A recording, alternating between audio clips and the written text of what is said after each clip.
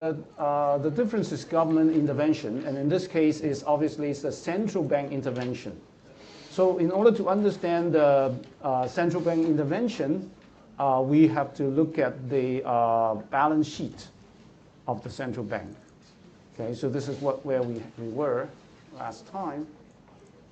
Okay, so on the asset side, liability side, it's quite clear, right? So the one thing I want to say is that the asset side, the gold part is actually not very large. The reason I include gold there is just for historical reasons. But most central banks don't keep a lot of gold nowadays, so they mainly just keep foreign assets and domestic assets. But the composition of central bank assets is quite different across different central banks. So, for example, for China, there's a lot of foreign assets, okay? And we're really talking about amazing, close to $3 trillion worth of foreign asset for China, close to $3 trillion worth for foreign asset for China. For the US, the amount of foreign asset is very, very small. The difference is why? Because the US dollar has a very special status in the world, in the international monetary system. The US dollar is the de facto reserve currency. So other central banks will try to intervene in the foreign exchange market to somehow stabilize the exchange rate against the US dollar. But the US dollar itself doesn't necessarily need to stabilize its currency against any other currency, because it's like the center, and then other currencies just try to accommodate the US dollar. That's why the US central bank doesn't have a lot of foreign asset, because it doesn't really have to intervene too much. And secondly, in the case of the US, it's also a little bit different, because there's a separation between the role of the Treasury and the Federal Reserve. By and large, according to US policy, the US central bank, the Federal Reserve, doesn't play the role of intervening in the foreign exchange market. They only take care of money supply, the interest rate, okay, mostly set the interest rate and keep the money supply, whereas exchange rate management is actually done by the Treasury, and they have the exchange stabilization fund to do it. So that's the US system. It's different from, for example, China. China, the central bank, the People's Bank of China, plays the role of foreign exchange intervention as well as monetary policy. Okay, so in our model, in fact, the model that we're going to study, in fact, more resembles China situation, where in the sense that when a central bank intervenes, when a central bank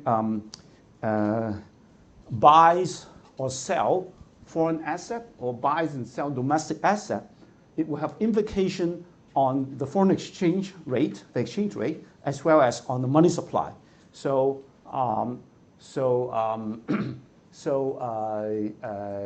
that will be our assumption.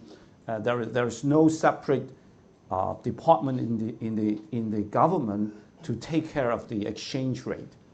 The central bank will play both roles of intervention in the foreign exchange market and the money supply. So liability side, these are liabilities because these are the claims that the entities outside of central bank can claim. Okay, so all right. So we know that the net worth is equal to asset minus liabilities, right? So if we assume that the net worth of a central bank is constant, which usually it is, the net worth of a central bank is kind of relatively stable then any change in the asset side will automatically affect the liabilities one for one. Okay.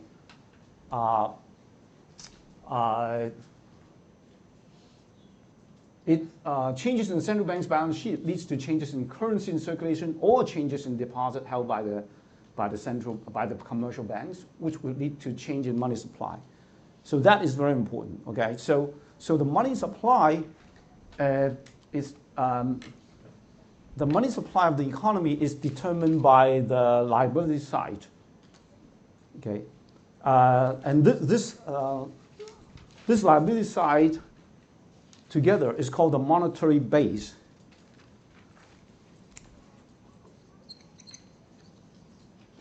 Or base money. Sometimes we call it base money. So this is the liability side. And the reason why it's called monetary base is because under the fractional reserve banking system, the money supply in the entire economy will be a multiple of the monetary base. Okay, if you still remember your closed economy macroeconomics, do you still remember what is the money multiplier? Do you remember? Yeah, exactly, right. So good. So reserve requirement, wonderful reserve requirement, and that is because of the fractional reserve banking system, right? So it will, based on this monetary base, any increase in the monetary base will actually lead to a multiplier effect, which will increase the money supply in the economy. Okay, so that's why any increase in the asset side will automatically lead to an increase in the liability side, which increases the monetary base, which in turn increases the money supply of the economy. Okay, that's how the central bank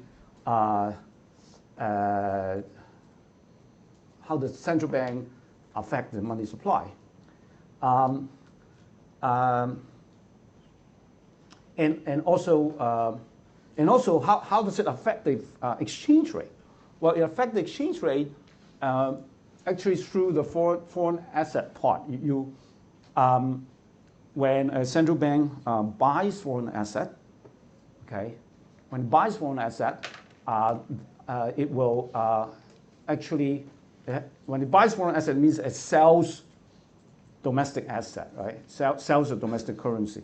So when it sells domestic currency in the foreign exchange market, actually it will tend to lower the exchange value of the currency. Okay, so when the Chinese central bank sells U.S. asset and buys RMB, then it's just the opposite, right? If it sells foreign asset and buys RMB, it will tend to increase the foreign exchange value of the RMB. Okay, remember, whenever a central bank sells foreign asset, it always buys back its own currency, right? When it buys foreign asset, it always sells its own currency. Okay, so through this, it intervenes in the foreign exchange market and either prop up its currency or depress its currency. So, but interestingly, when it engages in this foreign exchange intervention, it will affect the asset side, right? When it affects the asset side, it also affects the money supply. So in other words, any central bank's intervention in foreign exchange market will not just affect the exchange rate, but also affect the money supply. Okay, so this is the interesting part of this this whole thing.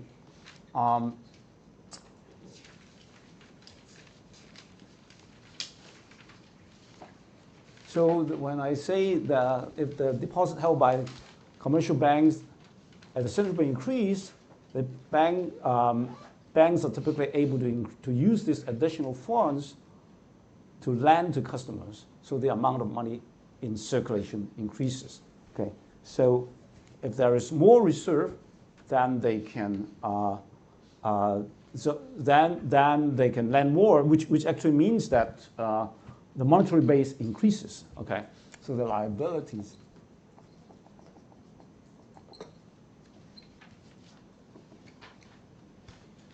is the monetary base.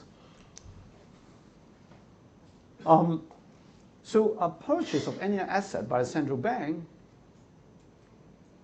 will be paid for with currency or check written by the central bank, right? So when the central bank purchases any asset, then what it does is it either prints money, to buy things, right? So when you say whenever the central bank buys something, it prints money, okay? So it's nice to be a central bank, right? So I want to buy this, I just print money and buy it. So this is what central bank does. Whenever you buy something, it just prints money. Now, so when we say print money, it's actually a figurative way of saying it. What they actually do is to, literally print money, or sometimes they will write a check, okay? They write a check. So both of which are denominated in domestic currency, right? So either prints money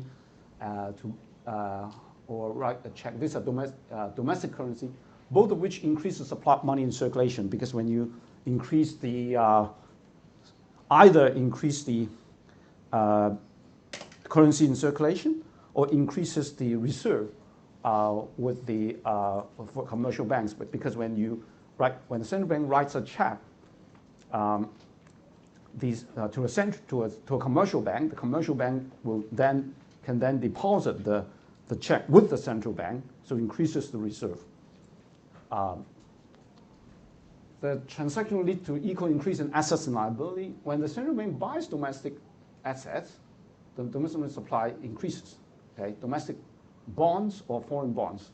Now, bonds are usually the assets are very liquid and relatively safe assets. So if it's foreign asset, then typically it will be foreign government bonds. Okay, sometimes even cash, a little bit of cash, but typically it's foreign government bonds because government bonds are safer, right? They're safer. They're rarely default of government bonds is rarer. So central banks usually do not hold corporate bonds because corporate bonds tend to be more risky. Although in the quantitative easing, in back years ago, after the global financial crisis, and quantitative easing, the Federal Reserve in fact holds a lot of corporate bonds. But that is an unconventional monetary policy. Unconventional monetary. Typically, central banks don't hold corporate bonds because they are relatively not so safe. But anyway, so that is a situation. Okay, is that any question? Okay, so the sale of any asset be paid for with currency or check written. Let's see. Let me see here. Purchase of the sale will be paid for with currency or check written to the central bank. Okay, so it will be, in this case, is the other way around. The commercial bank would write the check, will pay to the central bank.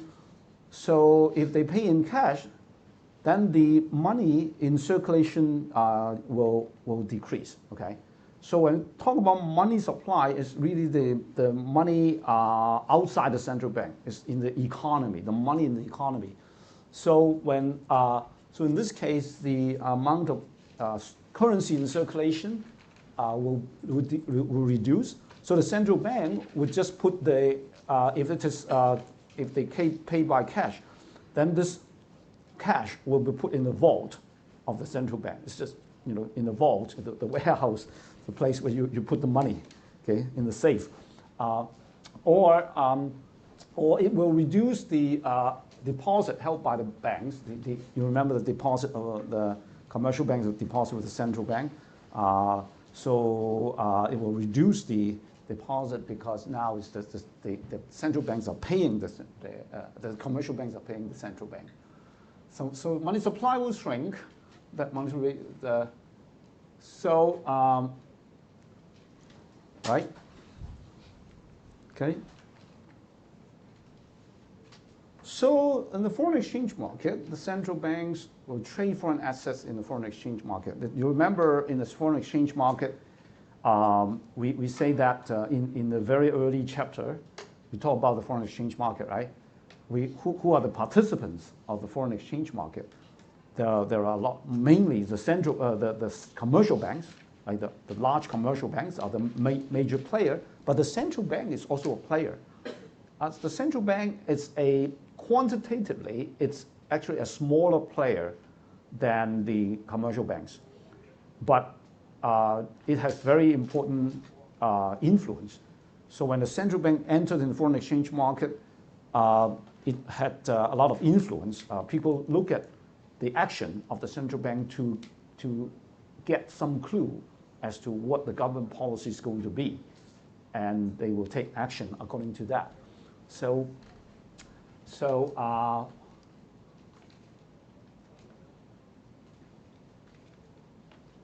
Right, as I said, foreign currency deposits or other foreign assets such as government bonds are often substitutes. Both are fairly liquid assets denominated in foreign currency. So as I said, so a central bank, let's say the People's Bank of China, let's say they keep a lot of US dollar denominated assets. A lot of this is US Treasury bonds. But it may also keep some US dollar bank deposits as well. Okay, they are kind of substitutes of each other, but usually the bonds will yield higher interest rate. Okay, so the foreign asset will be either cash or bonds or government bonds. So one thing I want to talk about is something called sterilization. So what is this word sterilization? Sterilization is a medical term, right? So it basically means neutralization. Okay, means neutralization. What does it mean by that? So you have done something, you have made something dirty. You want to clean it, right? That's called sterilization, right? So what has been made dirty? Well, what has been made dirty is the money supply. The money supply has been when the central bank intervenes in the foreign exchange market, it affects the money supply at the same time. So that's why it's kind of tainted. It has tainted the money supply, and it has to clean it up by sterilization. So the sterilization is the idea is to neutralize the effect of foreign exchange intervention on the money supply, so as to keep the money supply unchanged. So the way to do it is very simple. So suppose the central bank wants to intervene in the foreign exchange market. Suppose it purchases foreign asset. Suppose it purchases foreign asset. So as a result, the balance sheet expands, right? There's more foreign asset, more asset. So the liability side also increases automatically, according to what I just said. So the central bank balance sheet expands, so money supply has increased. So in order to neutralize that action on the money supply, it has to sell domestic asset, okay, so as to reduce the asset side, okay, so as to keep the money supply unchanged, so as to keep keep the balance sheet, the size of the balance sheet unchanged, okay. So this is called sterilization, okay. Offset the effect on money supply. So if the central bank sells foreign assets in the foreign exchange market, it can buy domestic assets, such as domestic government bonds in the bond market, leaving the money supply unchanged. Okay, so that's the idea. That's the idea. So okay, so you may ask me why they want to, what do you think, what is the purpose of sterilization? What's the point? What's the point?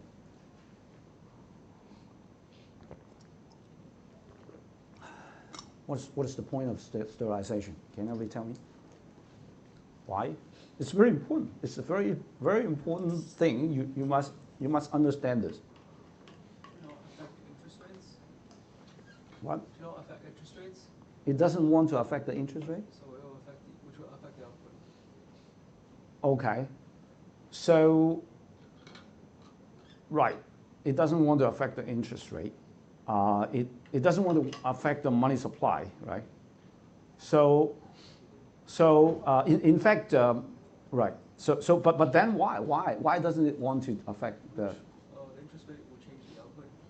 It will affect other part of the economy, right? You want to have monetary autonomy, right? So monetary autonomy, the autonomy in carrying out monetary policy is a very important goal of the monetary authority, especially for a large country, like for example China, U.S., or even UK. Monetary autonomy is often very, very highly valued. The reason is because it's very potent in a sense, more potent than, for example, fiscal policy. We've seen that monetary policy is more, in a sense, more agile. It's more kind of flexible because it doesn't have to pass the legislature. In fiscal policy, you have to, pass the legislature, has to convince the legislators that you need to increase the expenditure. But monetary policy is just carried out by the central bank with a lot more. There's a lot more freedom to carry it out, and so it is easier. It's a quicker way to fix the economy. So that's why a lot of countries want to maintain monetary autonomy. Okay, but in order to maintain monetary autonomy, you need to have sterilization, right? So you want it. So the purpose of sterilization, therefore, is to be able to affect the exchange rate, but at the same time not affect the money supply. At least that's the purpose of it. That's what they hope.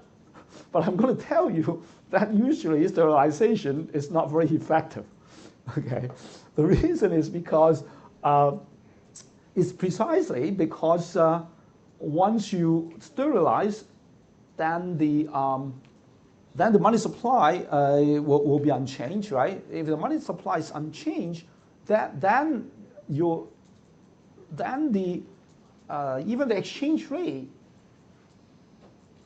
the original effect on exchange rate will be largely offset by sterilization.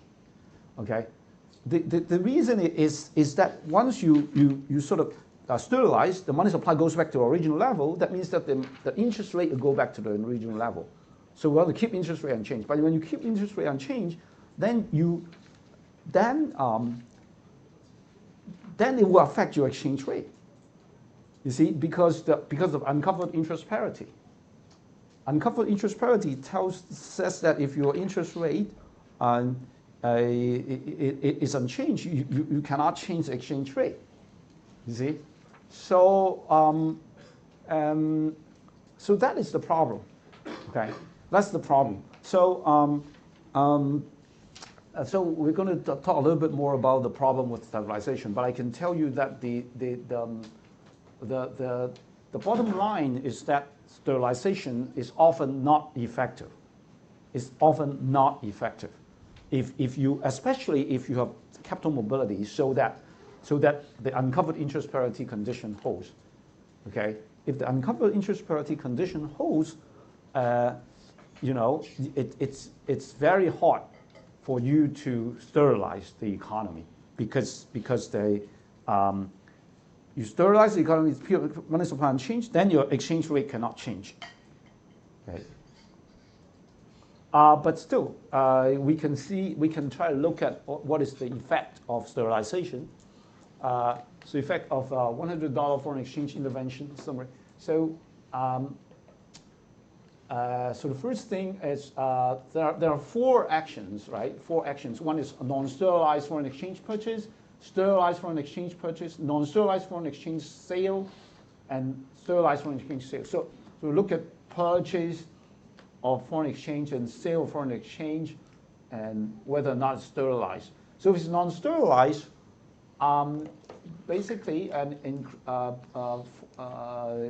foreign exchange purchase will increase the balance sheet of the central bank, and it increases money supply, right?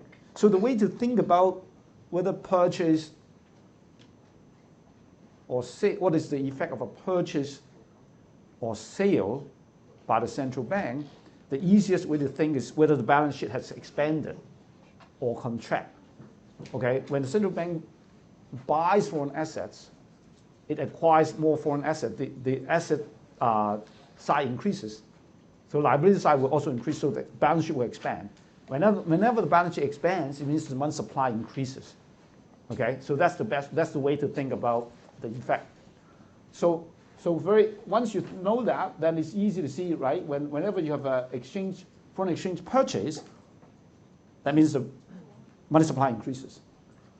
Non-sterilized, money supply will increase by 100. But if it's sterilized, then the money supply will be nullified, because the central bank will at the same time sell its domestic asset. Okay, so as a result, there will be an increase in foreign asset, but a decrease in domestic asset. Money supply will be unchanged. So that is the sterilized foreign exchange purchase. Okay, so that is the result here, right? But the other two are just when you have a sale, it's just the other thing. So no sterilized, money supply will decrease, and no change in domestic asset. So similar thing, right? So the sterilization is a under sterilized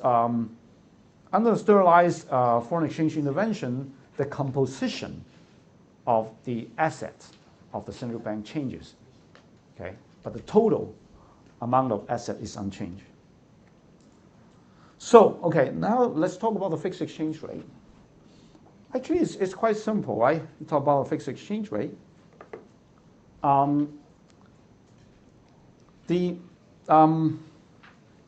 If it's a fixed exchange rate, think about Hong Kong. Think about Hong Kong.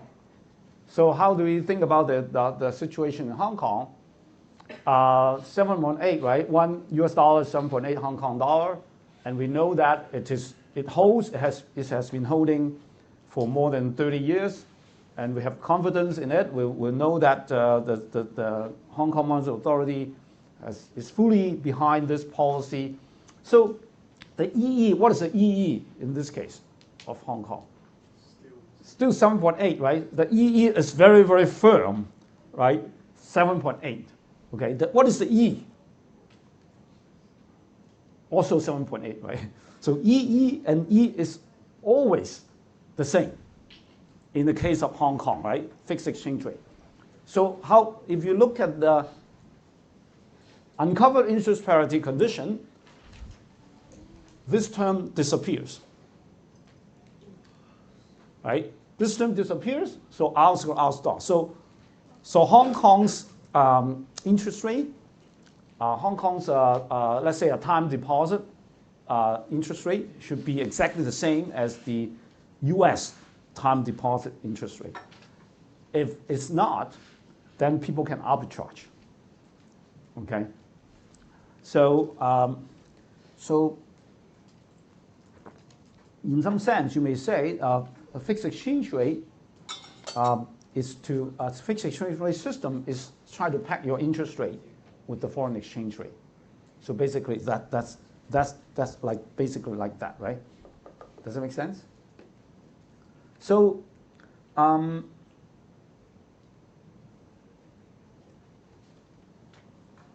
so alternatively, you may say that the central bank adjusts the quantity of monetary asset in the money market until the domestic interest rate equals the foreign interest rate. Okay, given the average price of real output.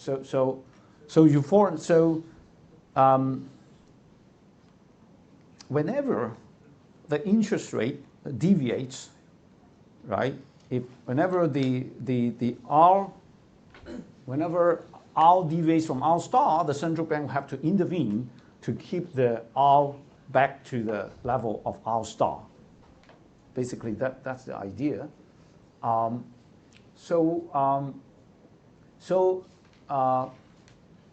So let's think about a situation, right? So a deviation, suppose there's a deviation. This deviation of the interest rate arises from increase in output level. So originally, R is equal to R star, but now Y increases. Y increases, what happened? When Y increases, the demand for money increases. When the demand for money increases, the interest rate will rise. So R will become greater than R star. Okay? So as a result, what does the central bank have to do? The central bank has to go do something to lower the interest rate. So what it can do is to, in this case, it has to increase money supply, right? It has to increase money supply. Does that make sense? Now, the increase in money supply, you can say, okay, there are two ways of increasing money supply now. One way is to buy foreign asset. The other is to buy domestic asset. In other words, one way is to buy U.S. Treasury bonds. The Hong Kong Monetary Authority will have to buy U.S. Treasury bonds, increases U.S. dollar denominated asset. That's one way of increasing money supply. The other is to buy some domestic assets. Okay, maybe Hong Kong government bonds. Okay, right. So which way should the Hong Kong Monetary Authority do? That's the question. What do you think? Which way of increasing money supply should the Hong Kong Monetary Authority adopt in this case, when its output increases, when the interest rate temporarily rises above that of the U.S. interest rate?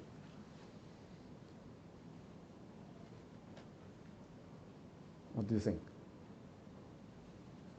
Buy the U.S. bond. You think it should buy U.S. bond instead of doing the other way, which is to buy the domestic asset? Why? Because it's easier for them to sell the U.S. government bond, I guess, in case they want to sell later on. Okay, it's easier for them to sell. Okay, they buy. The demand for U.S. government bond is larger than the demand for Hong Kong government bonds. Well, I think that may not be the main concern.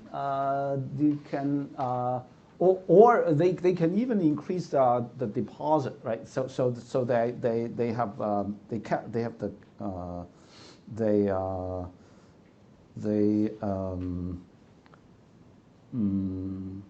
so this domestic asset doesn't have to be Hong Kong government bonds. It can be all sorts of domestic assets that are very, very safe. Okay. So in principle, it can do both actually, but I can tell you it typically will actually buy for foreign assets, because this is a direct way of, because ultimately it actually wants to affect the exchange rate. The ultimate goal is to affect the foreign exchange rate. So the most direct way is to just directly intervene in the foreign exchange market and achieve what it wants to achieve, which is to bring the exchange rate back to the pegged level. Okay, so temporarily the exchange rate is actually too strong. Okay, the exchange rate will be too strong when the output increases. When the output increases, the exchange rate will at the same time appreciate. Okay, because domestic interest rate is high. Domestic interest rate is high. There is a pressure for people to buy the Hong Kong dollar and sell the U.S. dollar. You see, so the Hong Kong Monetary Authority, in fact, will want to intervene in the foreign exchange market, sell Hong Kong dollar, and buy U.S. asset Okay, so the purpose is to suppress the appreciation of the Hong Kong dollar. So that's the ultimate purpose, right? Yeah. Wouldn't there be like inflationary spiral then? Why? Because after Hong Kong dollar has depreciated from its output level, and that would increase the exports current account, which then would increase its output, and then so on and so forth. Right. If you increase the money supply, it definitely will have in effect on. Well, okay. So in this case, because the output has increased, the money demand has increased as well. So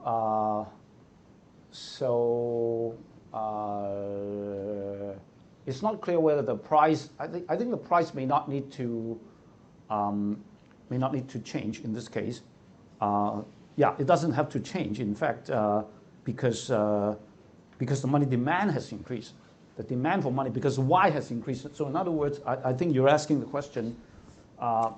You're asking the question in the money market. The MS over P has to be equal to L over R, right? In equilibrium. In equilibrium, the money market, right? But the thing is, because Y has increased, right? We assume that Y has increased. When Y has increased, it requires that the MS to increase. This is unchanged, right? We want to keep it at R star, right?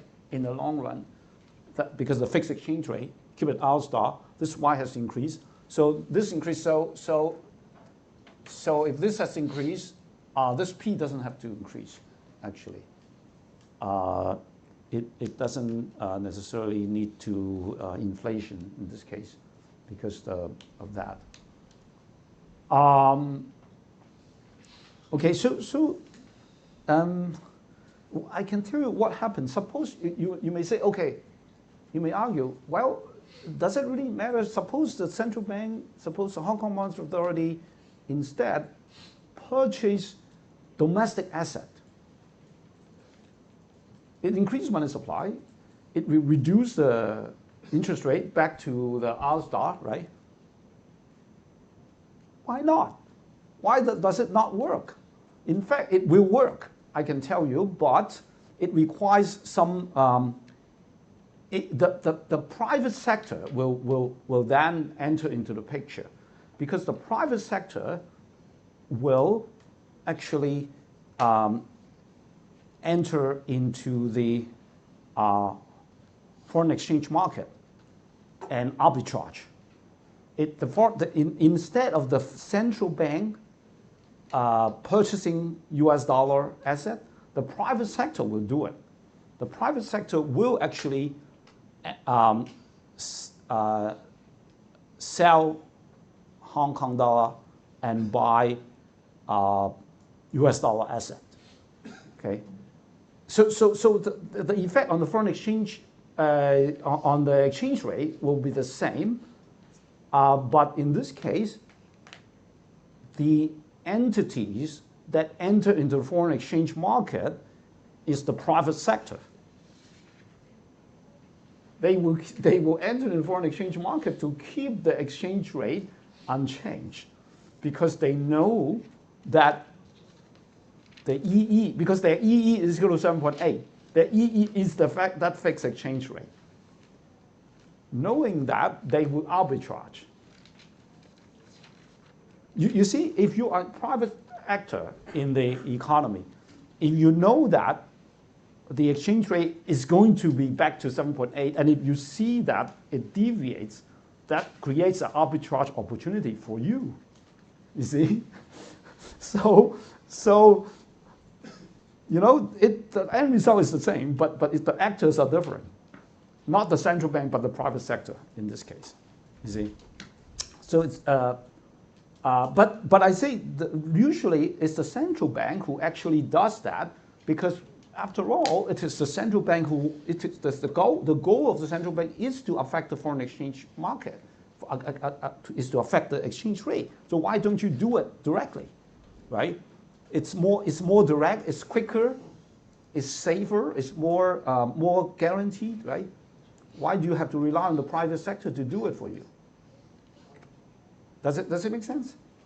It needs a little bit of thinking, actually. This kind of, you know, the two effects seems to have the same effect on the two kind of response can lead to the same effect on the foreign exchange market. So okay, the central bank should buy foreign asset in the foreign exchange market, thereby increasing the domestic money supply. Okay, this is exactly what we just said, reducing the interest rate in the short run. So in fact I think there is a diagram here, right? That's right.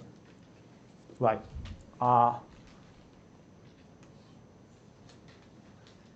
So this is a diagram, okay? Here's a diagram. So here we said the asset market group with a fixed exchange rate. So here the thought experiment now is that you know, under a fixed exchange rate system, the fixed exchange rate is E0, right? It's E0, and now because there is an increase in output from Y1 to Y2, the real money demand increases, so the interest rate momentarily increases to that level, to this R higher than R star. In order to fix the exchange rate, the monetary authority has to increase money supply so as to keep R equal to R star. So the goal is always to keep R equal to R star. So by increasing money supply, it keeps the R equal to R star and maintain the exchange rate back to the level E0. But what is not clear in this diagram is what I just said.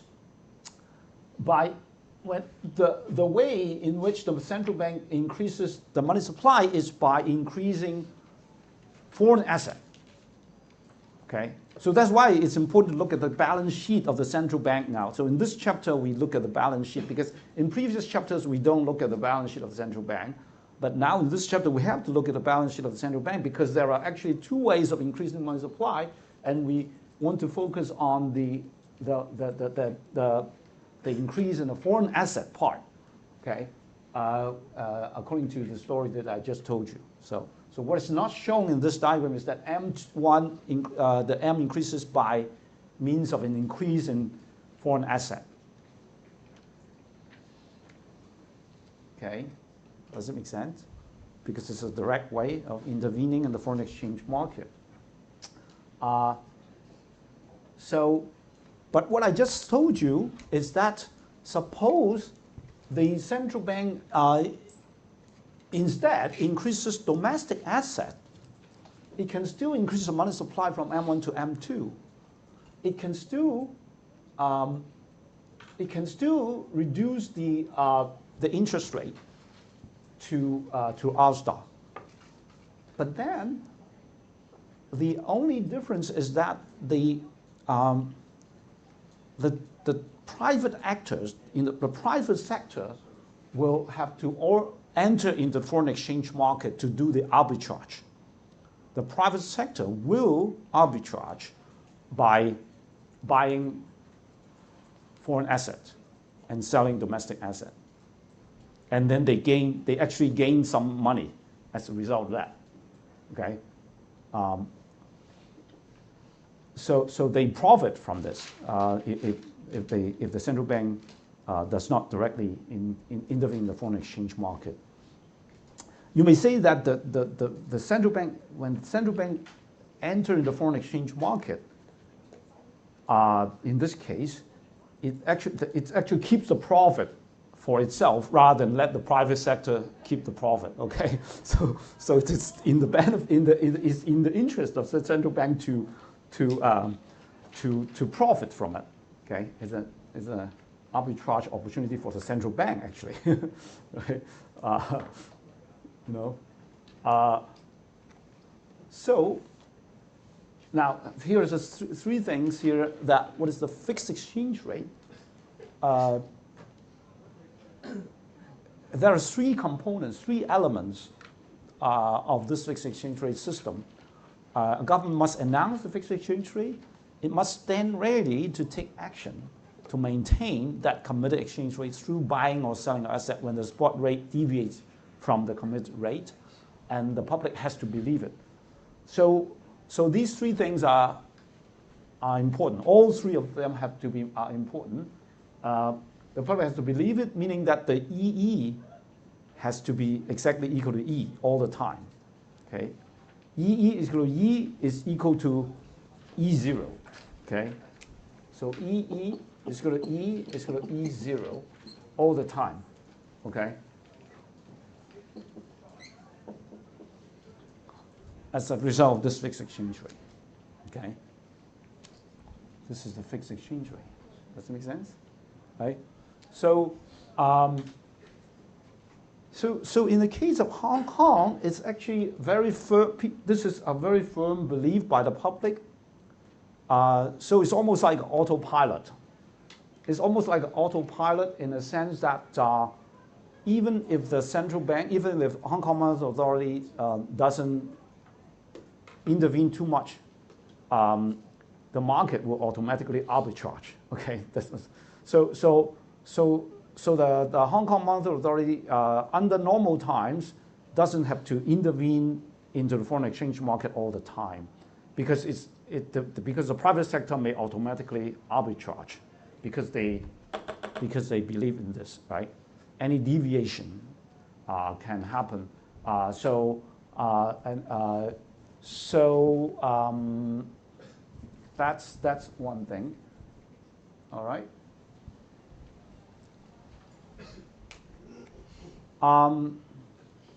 Okay, monetary policy fixed exchange rate. So here, so eventually we're going to develop an idea, develop a concept called the trilemma, open economy trilemma.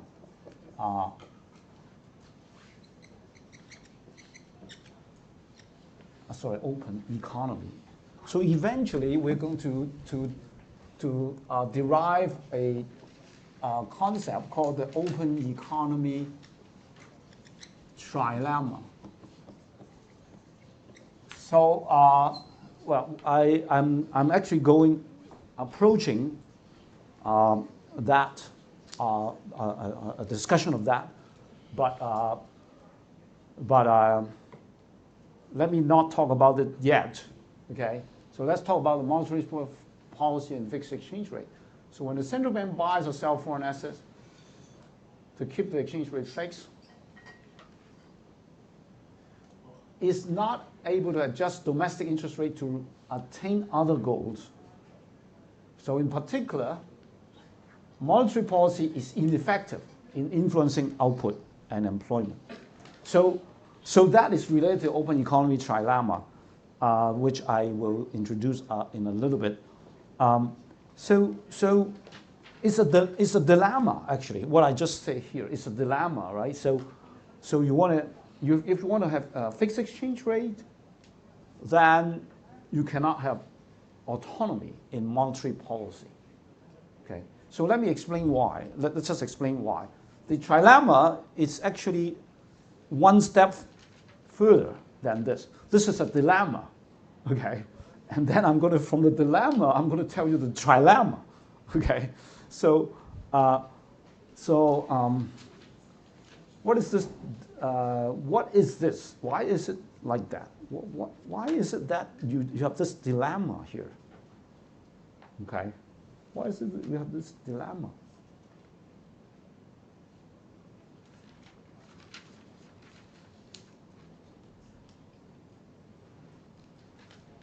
So fixed exchange rate, you want to have a fixed exchange rate.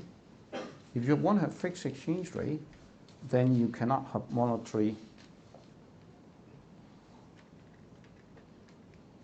autonomy. Why?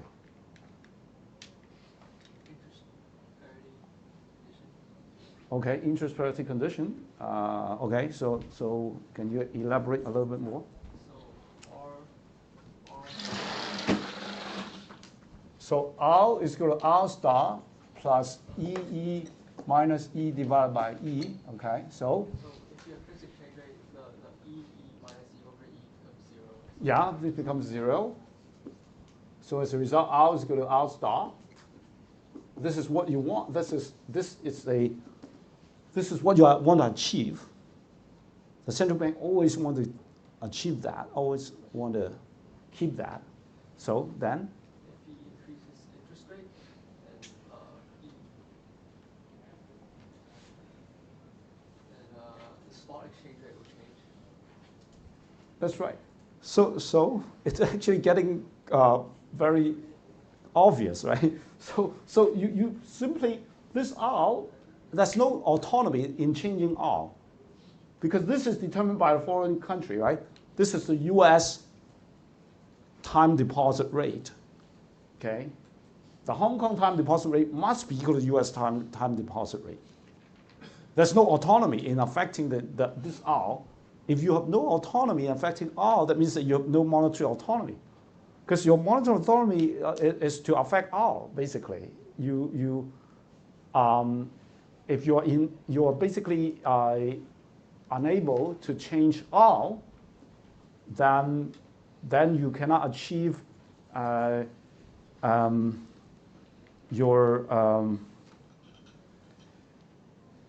what you want to achieve by shifting the AA curve, right? So the monetary policy is to shift your AA curve. You remember, right? You have the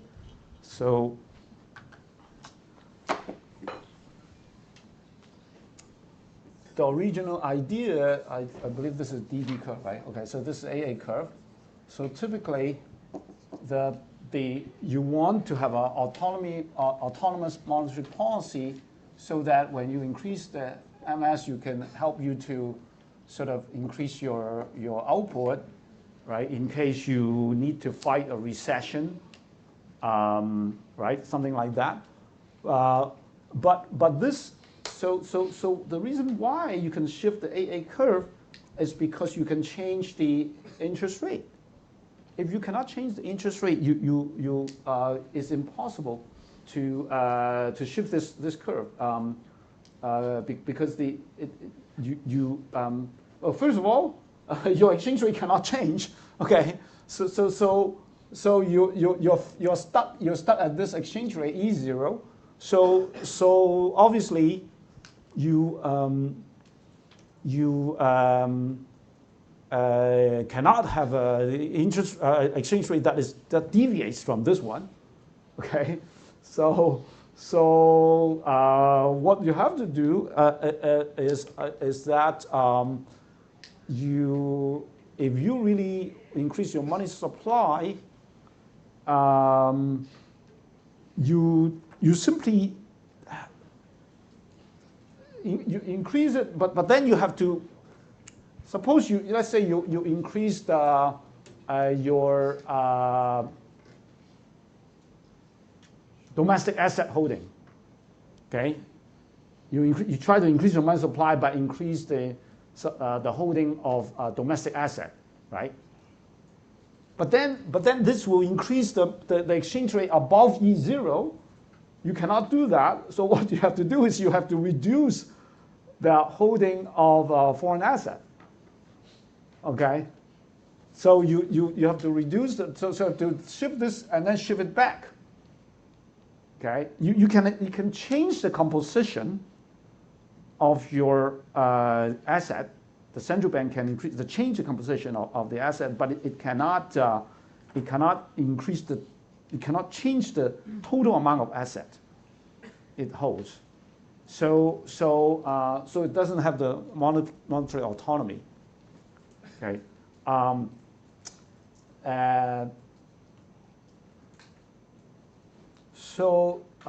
Okay, so let's try to think about why is it ineffective. When the central bank increases money supply by buying domestic assets, let's say, yeah, this is what I just said, it reduces domestic interest rate.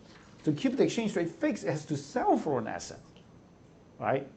So the total amount of asset have to be unchanged, just the composition changes, right? Because that is the only way to keep R star. You just have to, because it's actually coming from because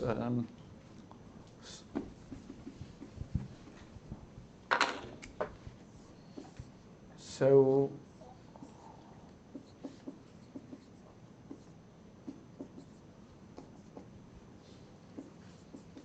right. So R star is here, okay? Right? And this EE is in fact E0, okay? So this is E0, right? Make sense?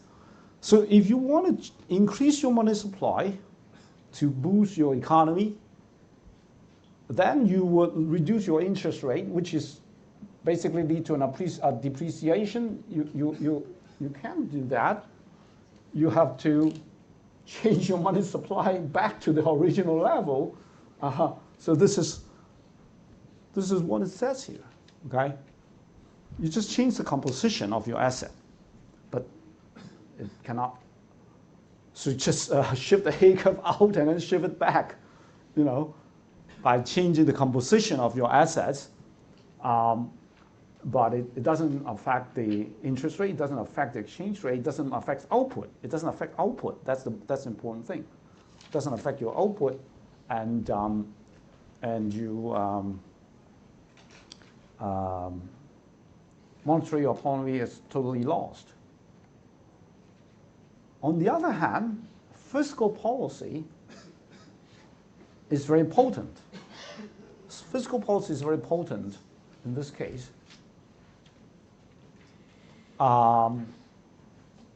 Because you can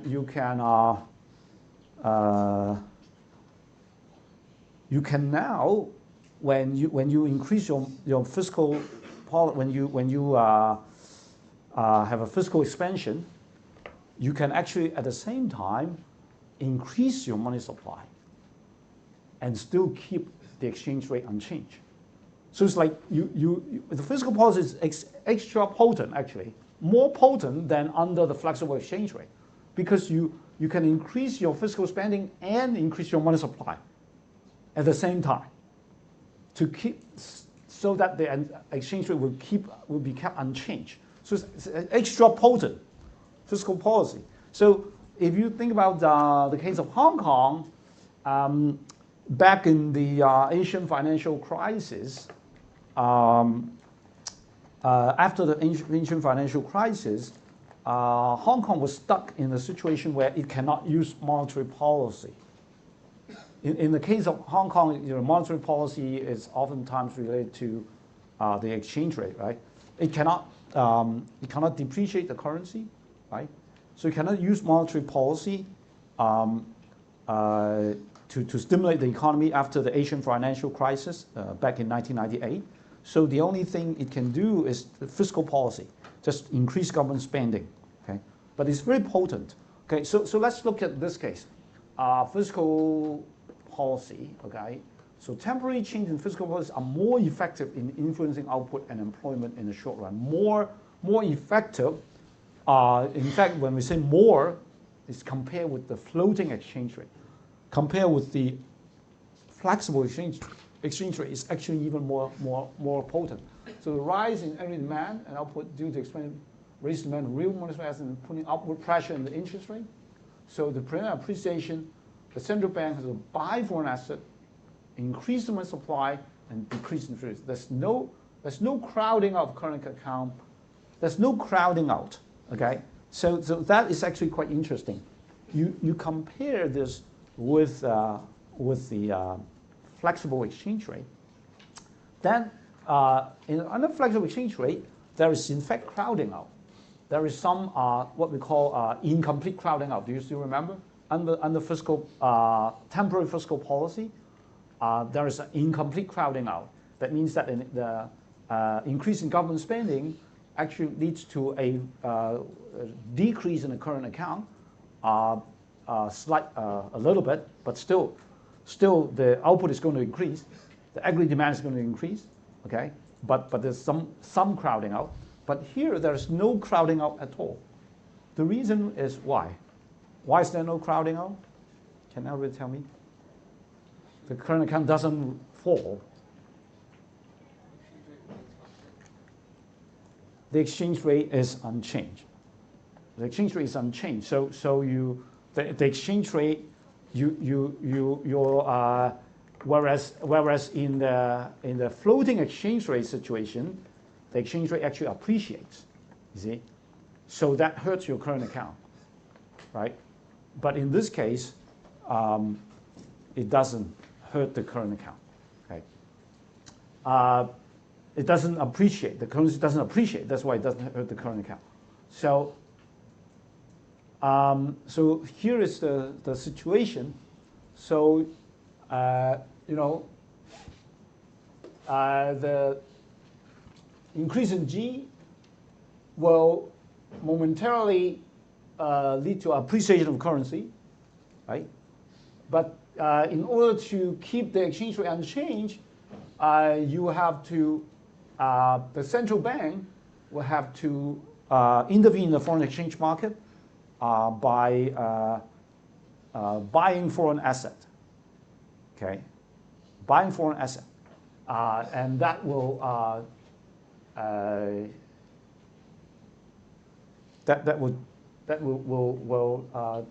create a pressure for the exchange rate value for the exchange rate to depreciate back to original level. So, so in other words, it's effectively like an increase in fiscal spending and an increase in money supply at the same time. So both monetary policy and fiscal policy occur at the same time. That's why it is extra potent. So to prevent the domestic currency from appreciating, the central bank buys foreign asset, increasing money supply and decreasing interest rate. Decreasing interest rate. Okay. Fiscal expansion increases aggregate demand. So that is the first thing, and this is the second thing that happens. Does it make sense? Right. So, so as I said, in the case Hong Kong is a very typical example. Back in the Asian financial crisis in 1998. So in the aftermath of that, in the following years, 1998, 1999, all the way, for several years, the Hong Kong cannot depreciate its currency. Typically, other countries would have depreciated their currency. Singapore would have depreciated currency. Malaysia, Thailand, South Korea, Indonesia, all these places, their currency depreciate because that helped to stimulate the economy, to help to improve the current account, increase the aggregate demand to stimulate the economy. But Hong Kong cannot. So what can Hong Kong do? Fiscal policy. So it has to just increase government spending, okay? And as a result, Hong Kong actually had big fiscal deficit. That's hard to imagine. Hong Kong almost always have a large fiscal surplus, but at that time, it has large fiscal deficit because it just had to use fiscal policy. That's the only tool it has, So a fiscal deficit actually became a concern at that time. Okay. So, okay, does it make sense? So yeah. So I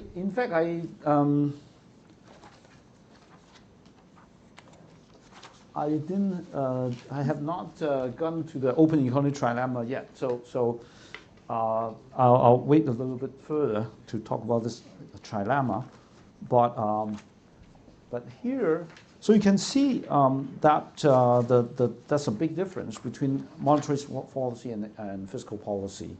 under fixed exchange rate. So there is adjustment from short run to long run in this case. This is also, oh, sorry, we talk about permanent. Okay, so so just now this is temporary fiscal expansion, right? So suppose we're talking about permanent fiscal expansion. Then what? There is also a difference under floating exchange rate and fixed exchange rate. Now you remember when the exchange rate is flexible, a permanent fiscal expansion would not affect output, right? Do you still remember this? Permanent fiscal expansion would only lead to an appreciation of the currency. It jumps to the long run immediately. There's no adjustment from short run to long run because the economy just immediately jumped to the long run with no change in the output. If you start from the full employment output level, there's no change in output. It doesn't, even in the short run, it doesn't stimulate the economy because the exchange rate appreciates immediately, right? So that's the permanent fiscal expansion under floating exchange rate, right? But under the fixed exchange rate, the situation is different, okay? Because you cannot appreciate, the currency cannot appreciate, okay? So it cannot appreciate that. Then as a result, what happened, okay? So let's just think about it without showing the diagram. Okay, let's think about this. You have a permanent fiscal expansion. Exchange rate is not allowed to change. You cannot appreciate the currency, right? So what happened? You increase the, so as a result, you shift the DD curve to the right, but you also have to, obviously, you have to shift the AA curve to the right as well to keep the exchange rate unchanged, right?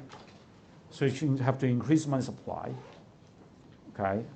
So in other words, the central bank has to buy foreign asset, right? So that is the short run, right? That's the short run. But then the long run, of course, you have to go back. Let's say we start from the full employment level. Then what? There has to be some adjustment, right? Now there is a distinction between short and long. There's an adjustment. Why? Can you tell me why there is an adjustment from short run to long run under the fixed exchange rate? Why?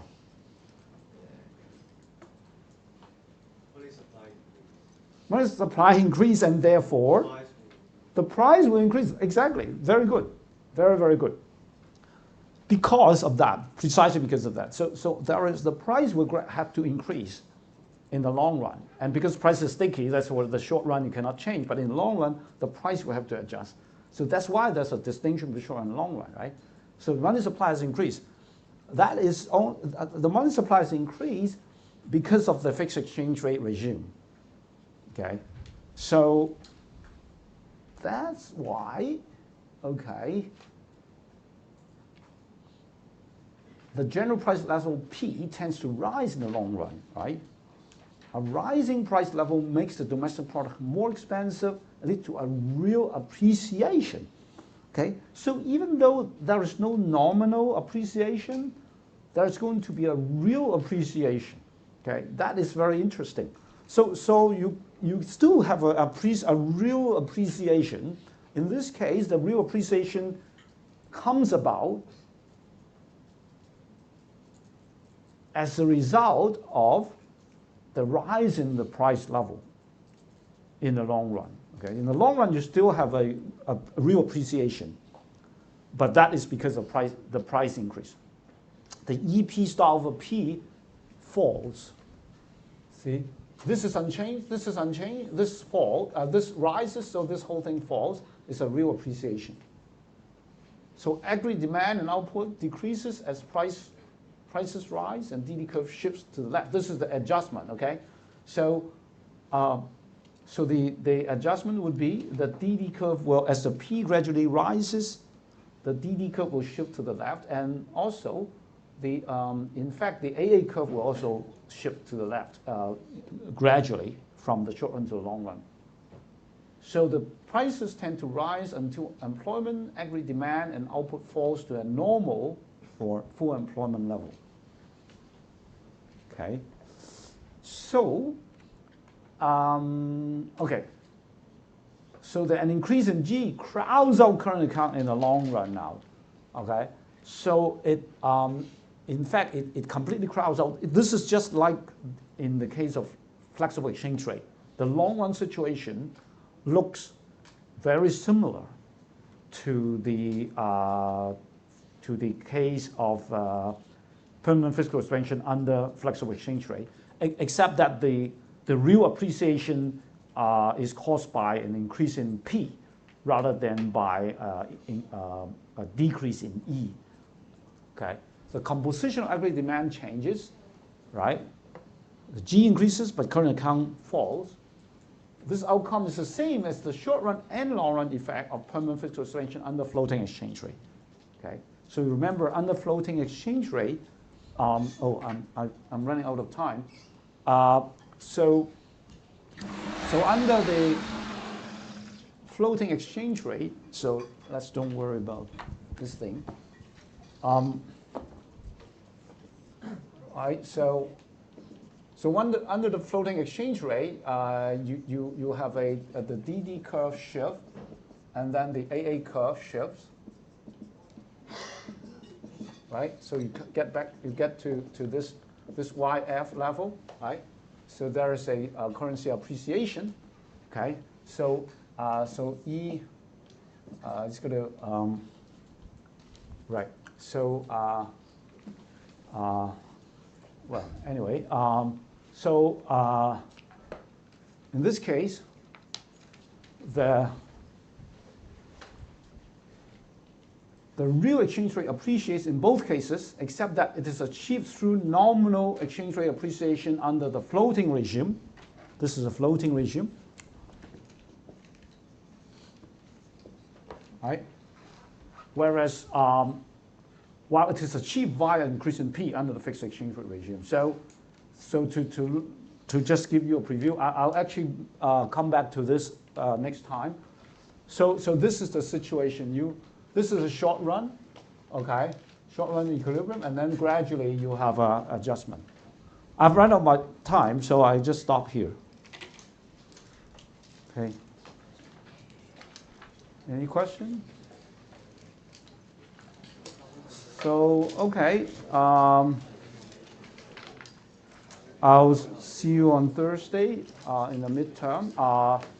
I'll send you an email to tell you the venue. It's going to be in this building, exactly which room I'm going to tell you. And also the TA will post the seating plan tomorrow. Okay, the seating plan will be different than last time. Where is the sign-up sheet, by the way? Is there a sign-up sheet here? Okay, thank you. All right, see you. Okay.